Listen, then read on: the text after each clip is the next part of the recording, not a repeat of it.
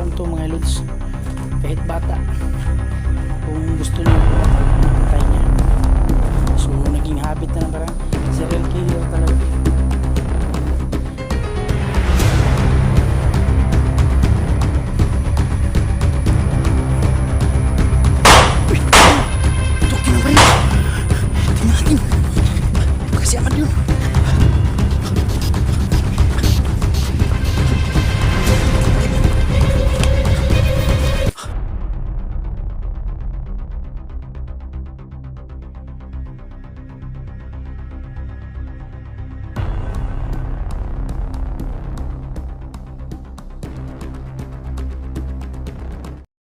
So yun mga lods, sa magandang hapon sa inyong lahat yan, no? Dito naman tayo, no? Patuloy tayo sa pag-explore.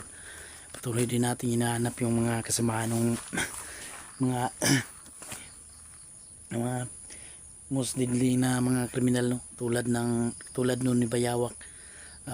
Laking pasalamat natin at nasugpo na natin siya, no? So ito na naman tayo, may nakapag-info sa atin na dito din nagtatago yung kasamahan niya na si Kulot.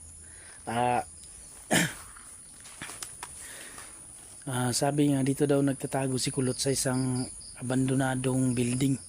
So napakalawak ho ng pinagtataguan niya, no? Kasi nasa gitna ho na ng mga kasagingan. So ayun, sana makita na natin siya dito, no? At mapigilan na natin yung mga masamang gawain nila. So yun ho mga idol, no? Maraming salamat po sa lahat ng mga sumusuporta pa rin sa akin. Sana ho maintindihan nyo yung mga desisyon ko, no? Desisyon natin na ganun, umalis tayo dun. So thankful ako at yun, maraming salamat pa rin sa inyo, no? So si Ahmad andun sa kabila, si Ahmad nagbabantay siya dun sa kabilang kanto, baka dun dumaan, no? So ayun lang mga idol, mga ilang araw na din namin tong sinusurveillance ang lugar na to, no? So ayun, sana kita natin siya dito, na mamataan na natin. Kasi dati simpleng magnanakaw lang daw to noon, at napasama sa mga notorious na mga kriminal. Ayun, naging sobrang sama na. Kaya nga na dun, delikado din to kasi so andyan yan sa unahan mga lods, no? So mga ilang araw na yan namin binabantayan. So binabantayan namin yan mga ilang araw na.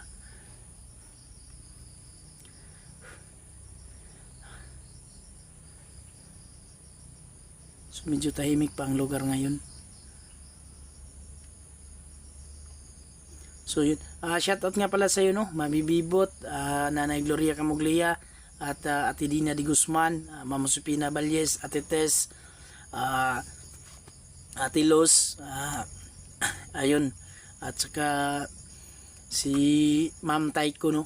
Ni Taiko, Ara Carlos, may Manabat Santos. Yun, maraming salamat sa inyong lahat. Inday Lani, ayun, shoutout sa iyo Inday Lani, no? So salamat talaga sa inyong mga suporta, no? At yun, sa mga silent viewers natin, maraming salamat to, at andyan kayo palagi, no? At yung mga solid subscriber natin, so thank you sa inyong lahat. At sana ho maintindihan nyo kung yung desisyon natin na umalis tayo sa team, no? So may konting problema lang, pero walang big deal nun. Okay pa rin kami, walang anumang mga samaan ng loob. Yun lang ho, may kailangan lang talagang gawin para umalis lang talaga, no? So ayun, sana maintindihan nyo mga lods kung mga desisyon natin. Yun, alam ko maraming nagagalit sa akin na napagsabi na wala akong utang na loob. So pasensya na kung nasaktan ko kayo. So ayun, malalim kasi yung dahilan, kaya ganun. So mga lods, sana intindihan nyo. So wala akong magagawa, no, kung magagalit kayo sa akin, pero sorry talaga kung na-open ko kayo. Sana maintindihan din ninyo, mga may kailangan lang talaga. So sorry talaga sa inyo mga lods. Yun, Patuloy tayo mga lods, no?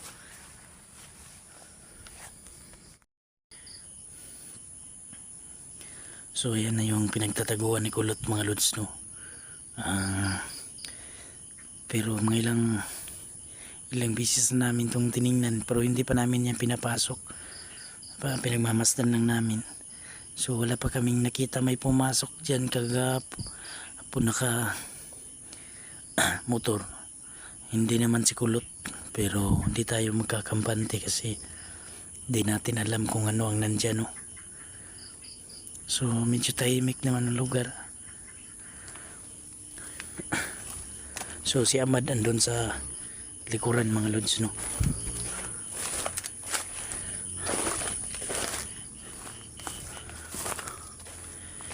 Takot. Ayan.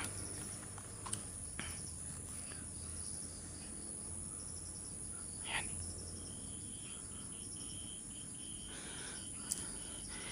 Hindi tayo basta-basta makapasok kasi nakabakod. Sobrang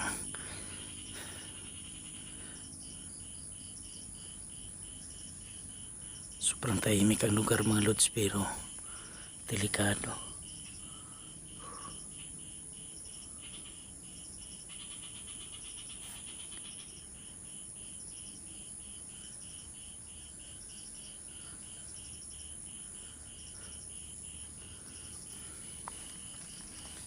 So surveillance nga natin yan, magmamasid lang tayo, no?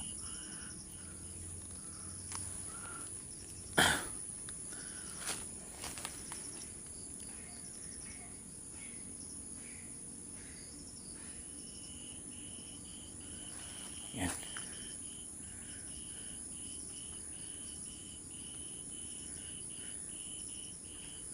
Dito pupuntahan natin dyan, ito babalik tayo.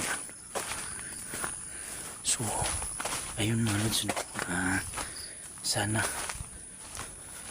takot na tayo dito para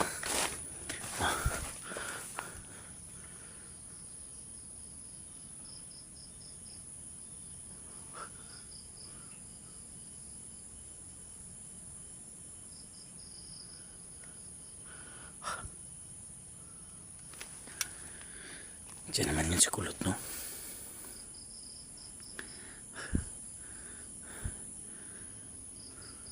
Napakadulas daw ng taong to si Kulot, yun ang sabi ng iba. So puntahan natin dito sa unahan mga lods. Tayo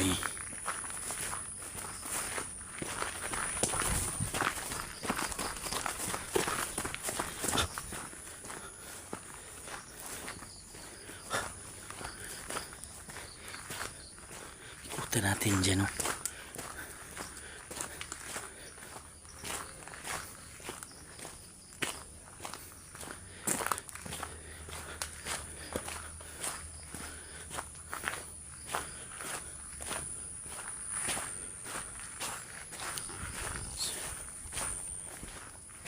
So ilang araw na rin namin itong tinatrabaho itong taon to, pero napakadulas talaga.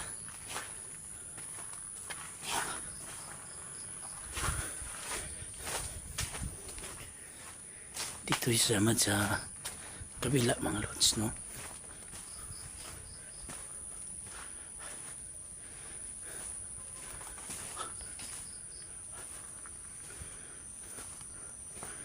Ayan mga lods, ayan yung bakod.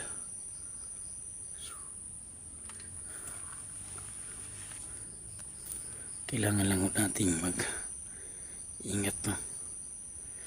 Ayan yung bahay, oh. Building dyan siya.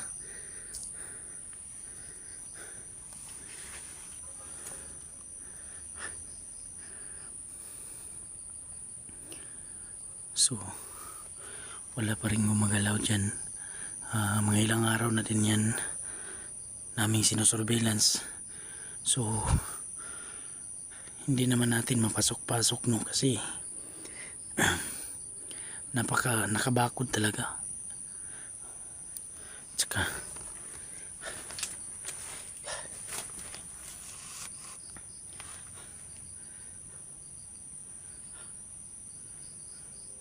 so yun mga lods, pagdasal nyo, no, na Sana walang masamang mangyari sa explore natin ngayon.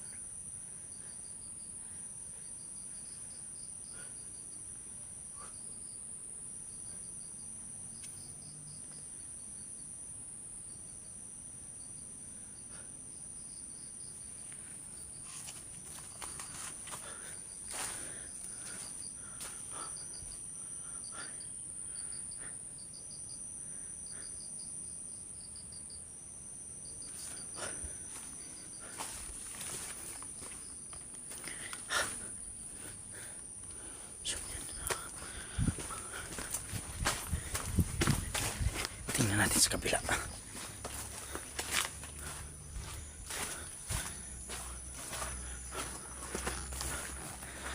So, pinapalibutan natin, no?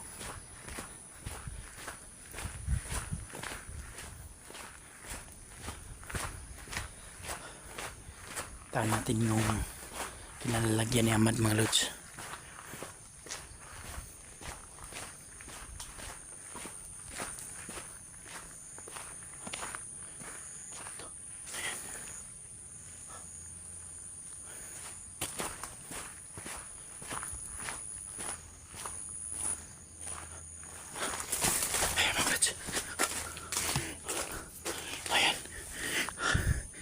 Isa din yan sa minman namin, no? Si dalawa to, isa dun, minaman namin yan, kung baka andyan din, no? So ito yun.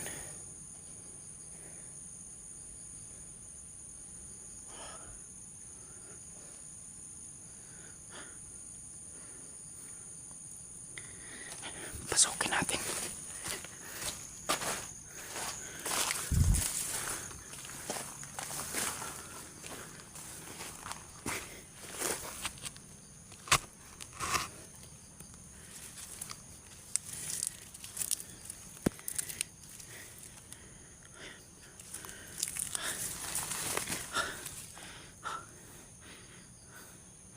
Sana tahimik din, pero samahan nyo kumalat sa titingnan natin yung kubo na yan.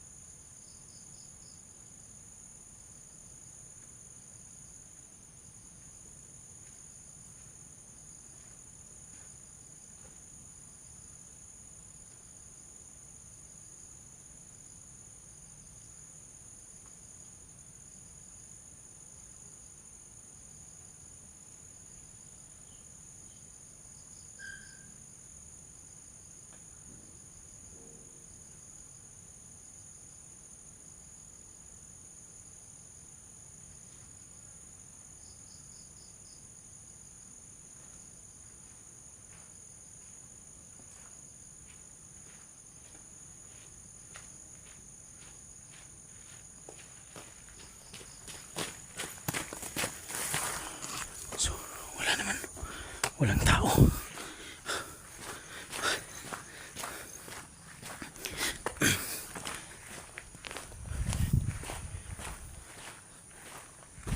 So ito yan.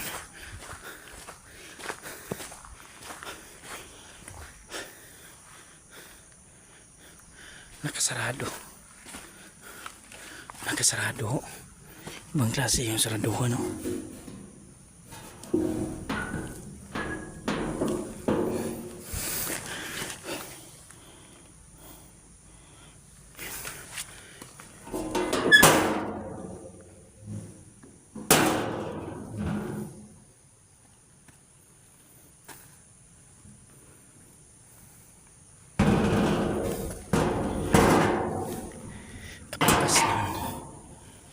Bukas naman mga idol.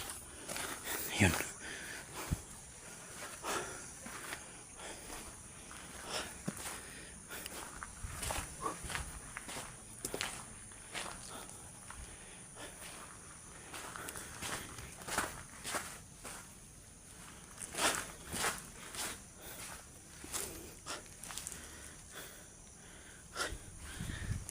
Wala din siya dito. So posible talaga mga lods na andun siya sa kabila kasi wala siya dito. So titingnan pa rin natin mga idol yung buong area.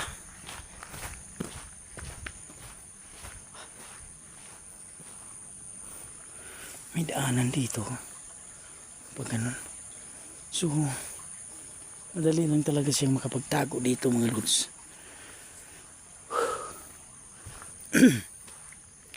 Ito yung tinitirahan niya, solid talaga yung hanggang makapagtago talaga siya dito ng mabuti kasi solid talaga yung kuwan, solid simento talaga yung abandonado to.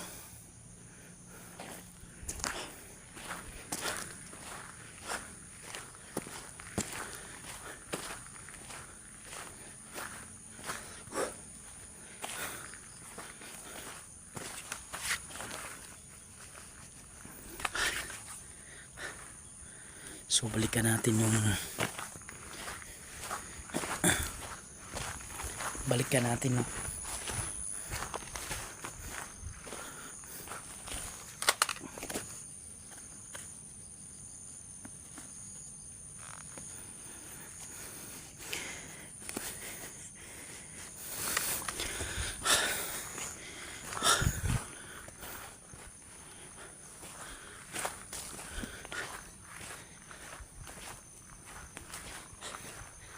Madulas talaga to si kulot. So ano't ano man, madadali din natin to. So kasi walang awa ang taong to mga lods. Kahit bata, kung gusto niyang pumatay, pinapatay niya. So naging habit na parang serial killer talaga.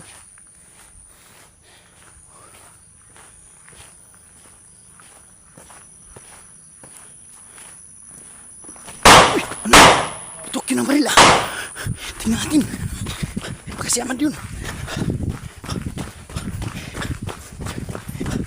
May mga putok na baril. Takot tayo.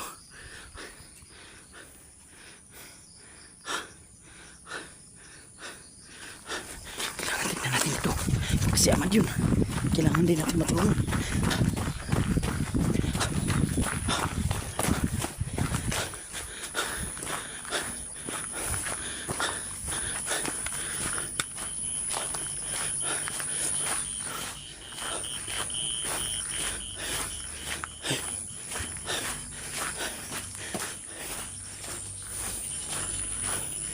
Tatlong putok.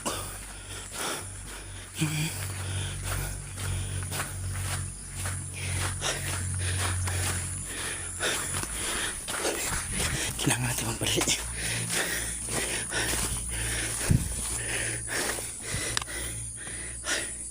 Ayan.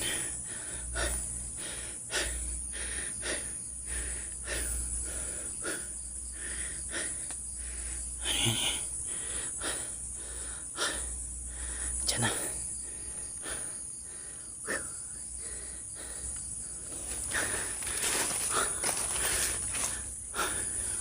Puntahan natin dito.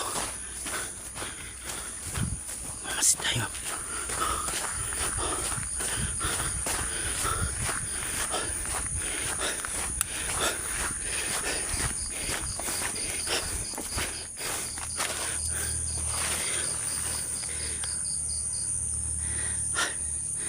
Tatlong putok yung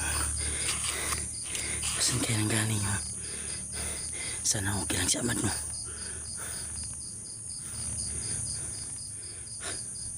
Sira pasukin ang area na yan. Ang didikit ng mga bakod.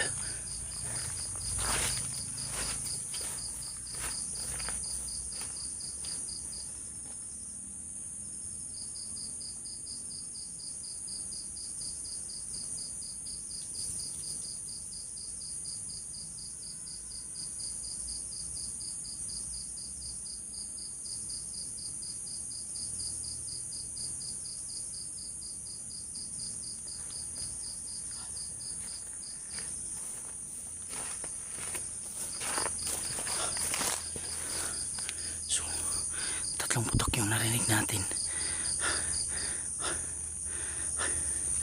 Sana hindi naman yun si Ahmad yung, sana hindi lang nun si Ahmad yung nakipag putukan, no? Dito nang galing yung putok, dyan sa loob. Masid lang tayo mga idol, baka may lumabas na mga tao, no? Makita natin si kulot dyan.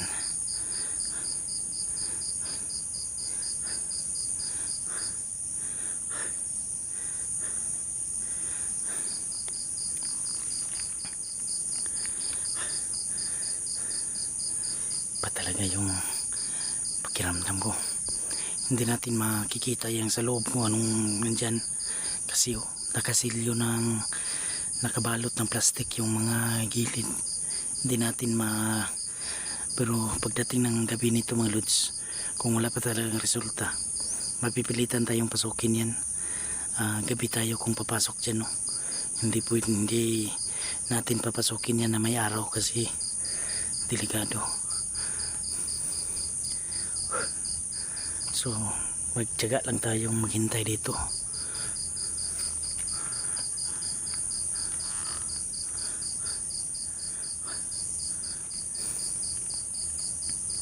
So ayun, titingnan muna natin si Ahmad, no? Puntahan muna natin si Ahmad dito mga lods.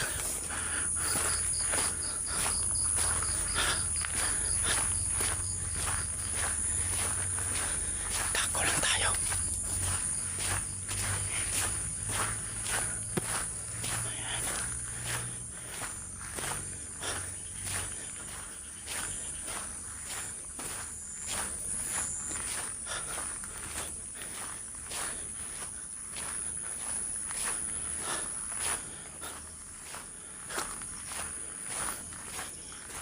Isa itong abandonadong building.